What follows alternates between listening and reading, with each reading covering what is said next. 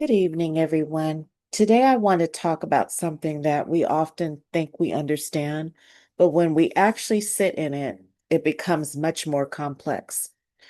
My presentation is titled FERPA, Privacy and Power, and I'm really looking at how students' rights, institutional responsibility, and ethical practices all intersect.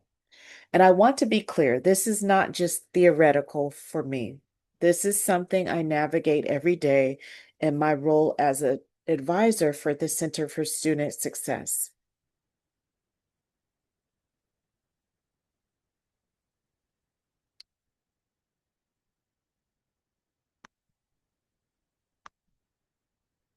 So, what is FERPA? So, just to ground us, FERPA is a federal law that protects student educational records. It gives students control over their data once they enter higher education, which sounds empowering. But what I've learned in practice is that FERPA is not just about protection. It also shapes how we operate as educators, advisors, and institutions. So while the law is clear, the lived experience of it is not always that simple. The core tensions. This is really the heart of my argument. FERPA exists in tension. On one side, it protects students. It safeguards their privacy, their safety, and their rights. But on the other side, it limits us. It limits how we involve parents, how we intervene as advisors, and even how institutions use data to support students. So FERPA is not neutral. It is constantly forcing us to balance protection and limitation. And this is where I want to ground this in my experience. As an advisor, I have had countless conversations with parents who are deeply concerned about their student. And honestly, many of them are right to be concerned. There have been moments where I knew that if I could just share a little bit of information, it could shift that student's entire trajectory. In fact, there are studies that show when parents are involved in a student's higher education experience, their academic performance improves. So it's always thought that when a student goes off to college, parents should step back and not be involved. The data shows different and different outcome. So I can't. FERPA limits me. And that's where this line comes in for me. Autonomy without understanding is not empowerment, it is exposure. Because many students are making FERPA decisions without fully understanding what they are choosing. But I also want to be very clear FERPA is not just a barrier. I experienced a moment where immigration enforcement, ICE, came to campus asking about a student. In that moment, FERPA was not frustrating, it was powerful because I could not disclose anything. That student was protected. So for me, FERPA became more than policy, it became a shield. And that shifted my perspective because now I see FERPA as both restrictive and deeply necessary. Now let's talk about context, specifically HBCUs. At institutions like mine, we serve a large number of first generation students.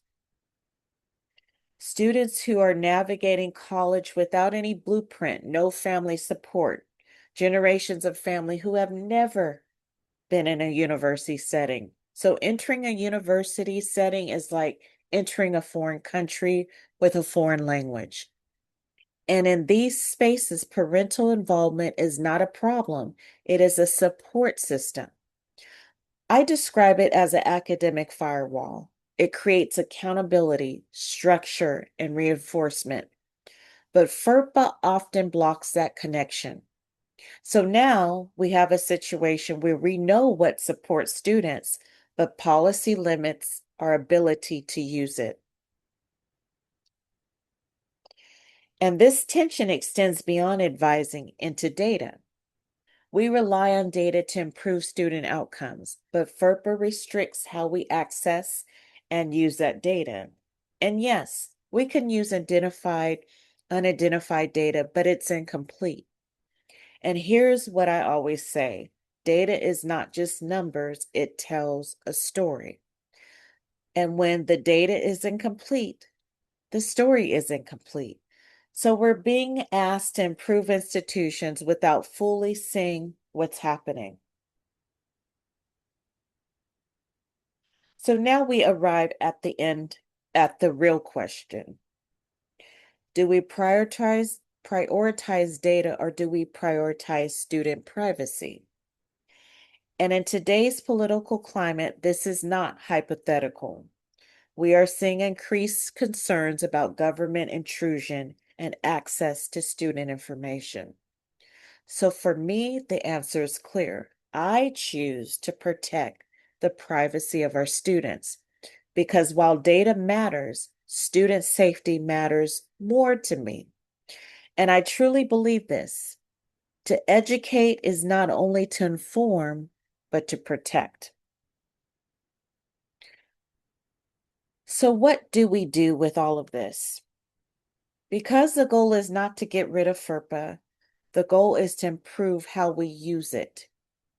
Some solutions I propose: we need to educate students about FERPA, not just tell them they have rights, but help them understand those rights.